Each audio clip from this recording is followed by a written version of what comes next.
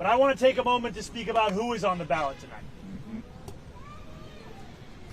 Donald Trump just put out a statement encouraging New Yorkers, saying they must vote for Andrew Cuomo. We know and have known for months that Donald Trump would favor Andrew Cuomo as the mayor. They share the same donors. They share the same small vision.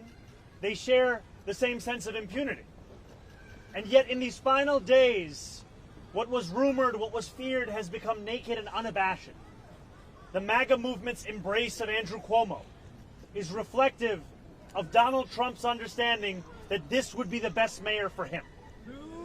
Not the best mayor for New York City, not the best mayor for New Yorkers, but the best mayor for Donald Trump and his administration.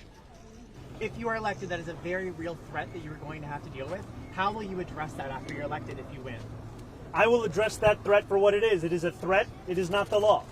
And too often we treat everything that comes out of Donald Trump's mouth as if it is already legal just by virtue of who is saying it. And it is time to finally stand up to the bullies that make these threats, not to become the bullies ourselves. And we've seen time and time again that the best way to respond to Donald Trump and to defeat these kinds of threats is to actually stand up and fight back. You've seen leaders across this country who have shown their unwillingness to compromise on their own morals and their own values as the way in which they fight back. And too often what we found in New York City is instead a willingness to capitulate and coordinate. And all of this with the most collaborative mayor you could find for Donald Trump in New York City. Donald Trump ran a presidential campaign with the promise of cheaper groceries. Donald Trump ran a presidential campaign committing to lowering the cost of living. What our success will show is that it is not enough to diagnose the despair in working class Americans' lives. You have to actually deliver on the agenda. And that is what we intend to do each and every day while we are in home. You know, I will always speak to every New Yorker who calls the city home.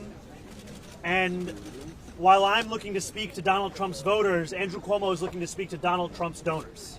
That's the difference here.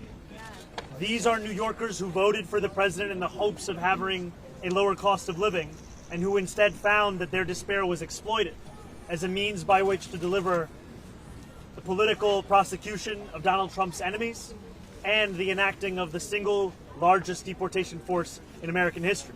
For you today. Do you have any concerns?